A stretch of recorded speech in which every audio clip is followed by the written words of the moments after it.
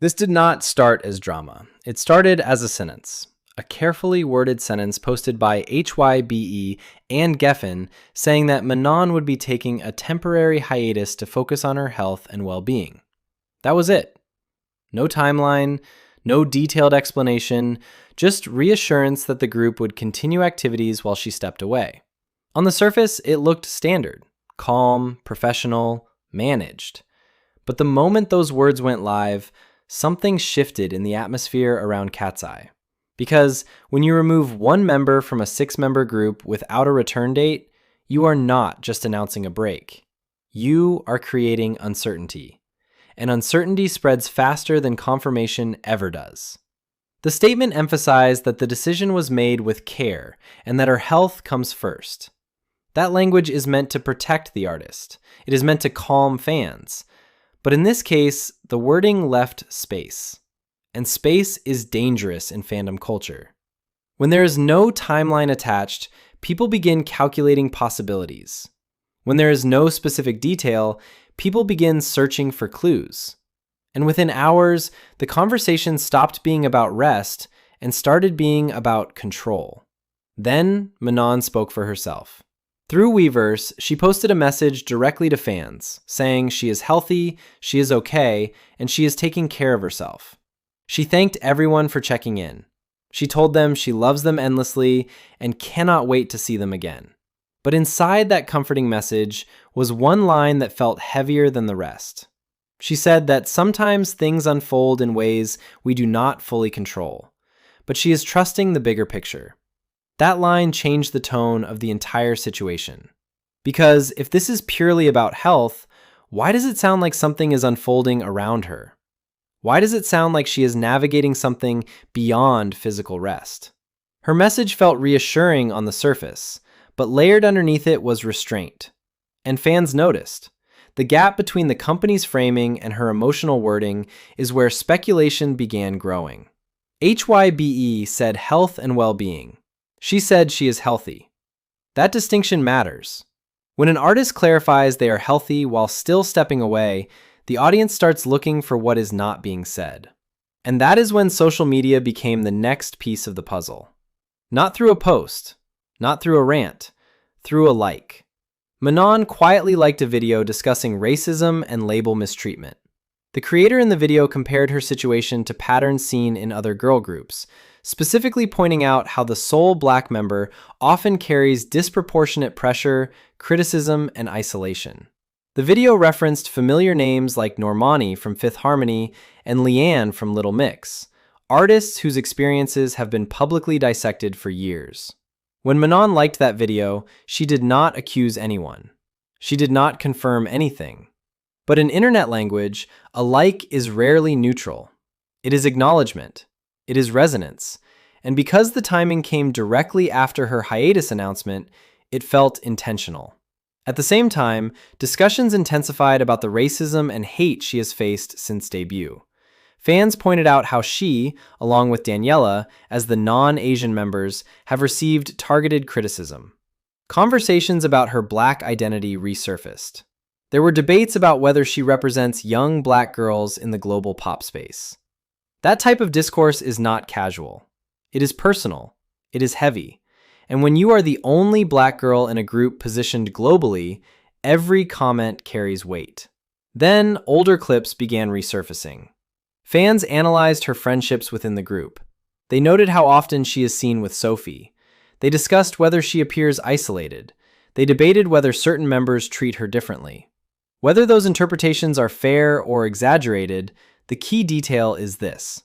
Once people believe there is a pattern, every interaction becomes evidence. Support began building outside the fandom.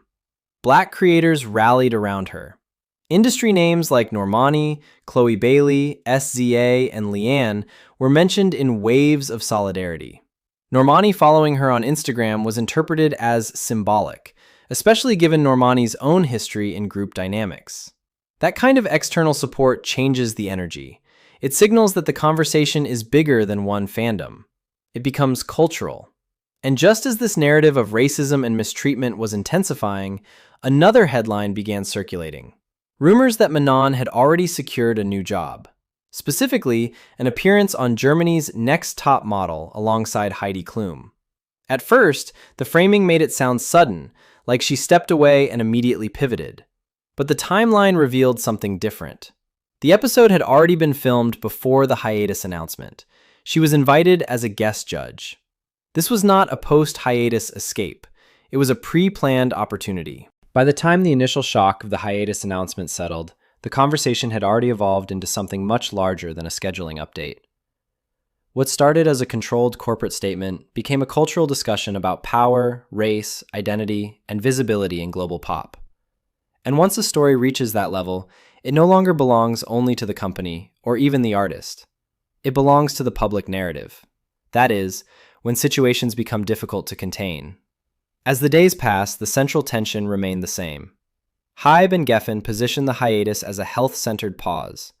Manon positioned herself as healthy, grateful, and navigating something she could not fully control. That emotional contrast kept resurfacing in discussions. When an artist says she is okay, but also implies that events are unfolding around her, audiences interpret that as restriction. They interpret it as professionalism covering complexity. Whether that interpretation is accurate or not becomes secondary. What matters is that it feels plausible to the people watching. The racism allegations did not appear out of thin air. They were built on previous conversations that had already been happening quietly in fan spaces. Critics pointed to moments where Manon received disproportionate scrutiny compared to other members. They referenced comment sections filled with harsher language toward her.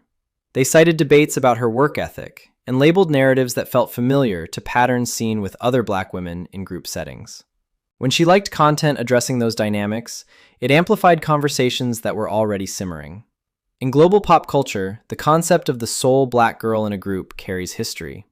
Normani's experience in Fifth Harmony is frequently analyzed in hindsight as an example of unequal protection and disproportionate targeting. Leanne from Little Mix publicly discussed feeling isolated and undersupported during her early years in the industry. Those stories created a cultural template. So when Manon's situation appeared even slightly similar, fans connected the dots quickly. They did not wait for confirmation.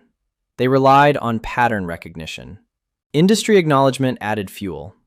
When artists like Normani, Chloe Bailey, SZA, and Leanne were mentioned in waves of support, the symbolism carried weight.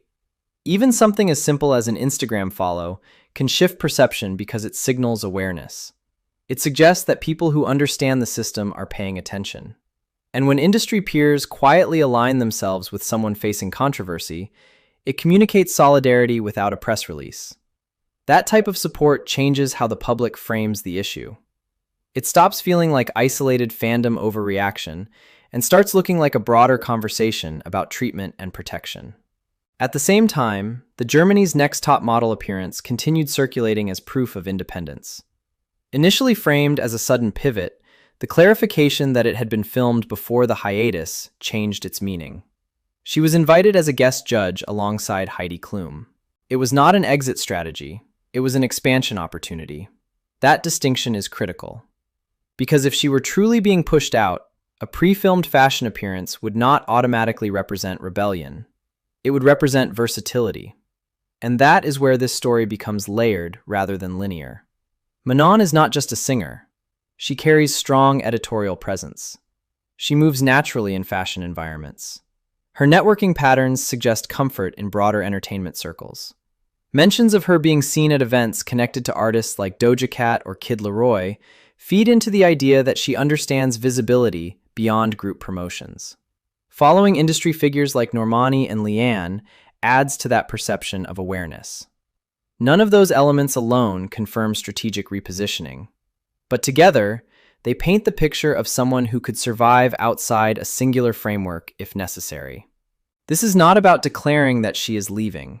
There is no confirmed evidence of departure. The group has not announced a lineup change. The hiatus remains labeled as temporary. But public emotion does not operate solely on confirmation. It operates on trajectory, and the trajectory feels uncertain.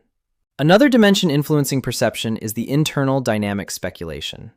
Fans revisited footage and social interactions, analyzing her closeness to Sophie, debating whether she appeared distant from other members, and highlighting moments where mosaic.